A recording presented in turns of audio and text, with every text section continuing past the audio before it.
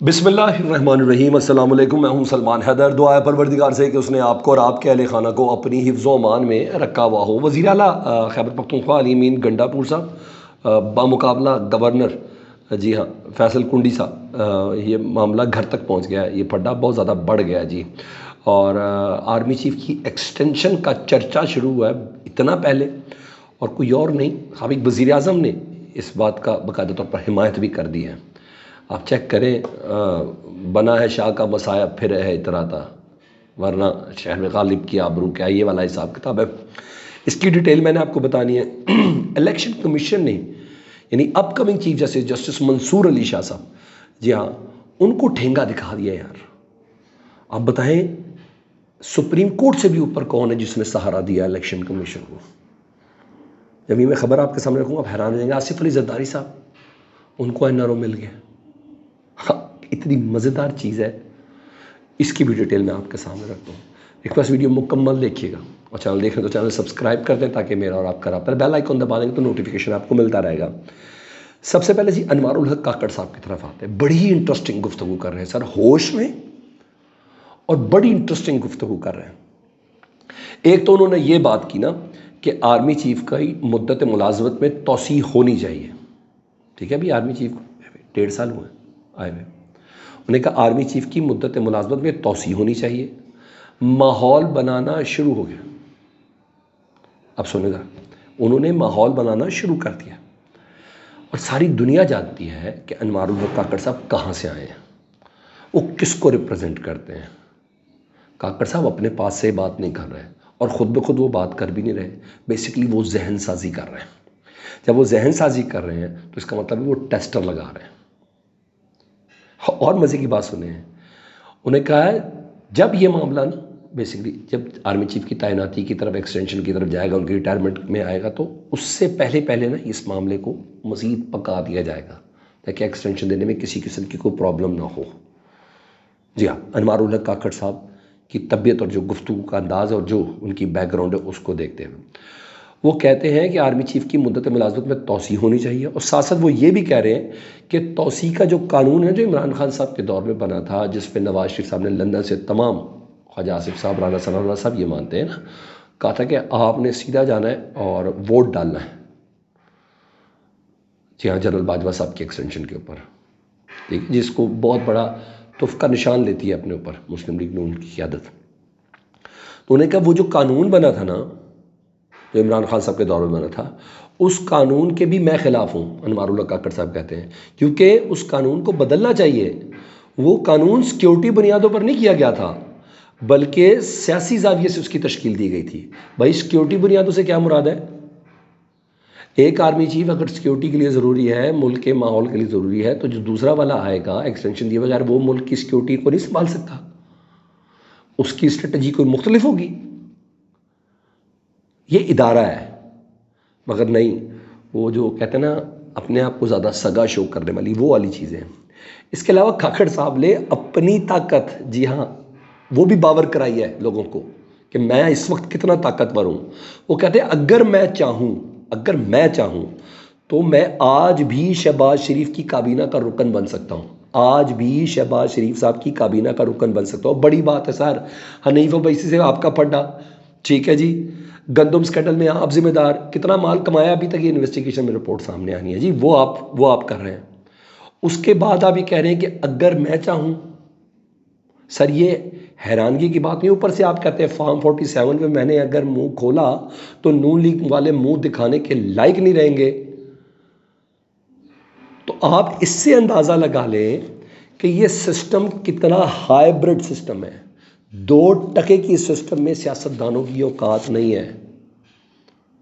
मैं कह रहा हूँ गंदम स्कैंडल में नाम, फॉर्म 47 की धमकी, और इसके अलावा दीगर तमाम चीज़ों को देखते हुए ये पता चलता है कि सियासतदानों के हाथ में कुछ भी नहीं है। ये पावर किसी और के पास है। ये सिस्टम कहीं और से ऑपरेट किया जा रहा है।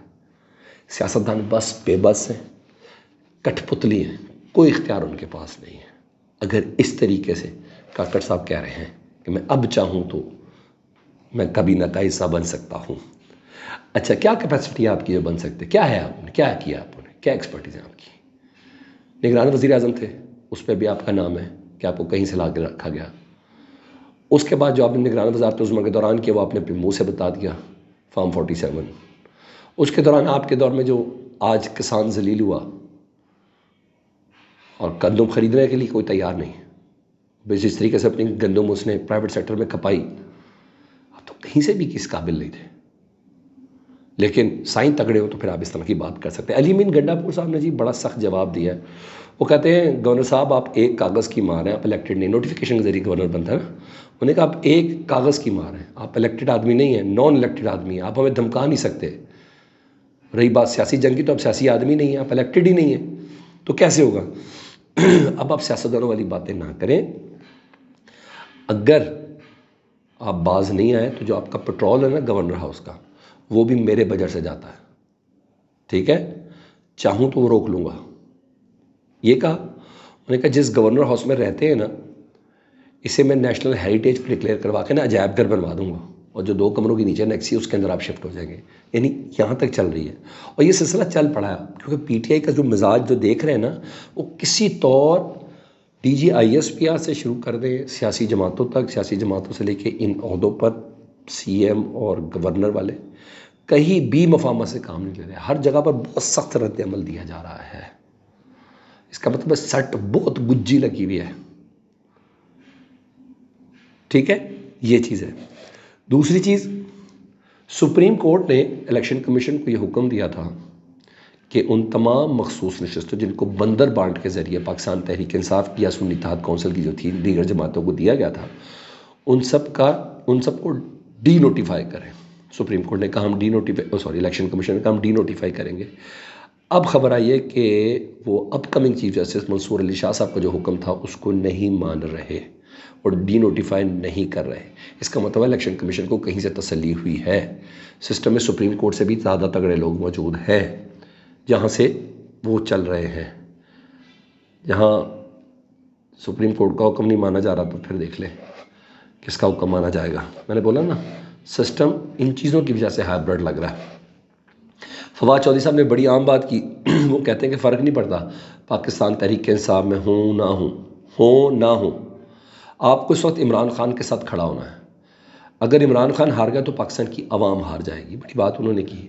پچھلے بڑے کینوس پہ انہوں نے بات کی، بیسک اپنے سلسلے میں بات کی، شیر افضل مروت صاحب کے سلسلے میں آنے کہ یہ روب شوب نہ دیں ہیں، اس میں کوئی ضرورت نہیں ہے، کوئی فرق نہیں پڑتا کہ آپ پی ٹی آئی میں ہیں یا نہیں ہیں. آپ کو کھڑا ایک بندے کے کاز کے اوپر کھڑا ہونا ہے، اس کے موقف کے اوپر کھڑا ہونا ہے. تو عمران خان کے ساتھ کھڑا ہونا اس وقت ضروری ہے بقول فواد چودھری صاحب. مجھے ایسا لگتا ہے کہ فواد چودھری صاحب نا بہت جلدی ایکٹیو بھی ہونے والے پاکستان تحریک انصاف میں. باقی لوگوں کے تو کیس ویس چلتے رہیں گے، بعد میں ان کا تو اسپیشل کیس کے طور پر یہ ان ہو جائیں گے. گفتگو سمارٹ کر رہے ہیں. ہاں سختیاں کتنی آتی ہیں اٹس اندر تھنگ. ادھر آصف علی زرداری صاحب کی میری یہ والا پوائنٹ ذرا پلیز ذرا اس کو غور سے سنیں. آصف علی زرداری صاحب کو نا صدارتی استثنا مل گیا. وہ جعلی بینک اکاؤنٹس نا بڑا ہیوی تھے نا، وہ فلودے والا اور یہ فلانے جو چیزیں تھیں پاپڑ والے اکاؤنٹ. وہ بڑی محنت کی تھی تفتیش کرنے میں نا نیب نے. تو احتساب عدالت نے آج تمام کارروائی روک دی ہے.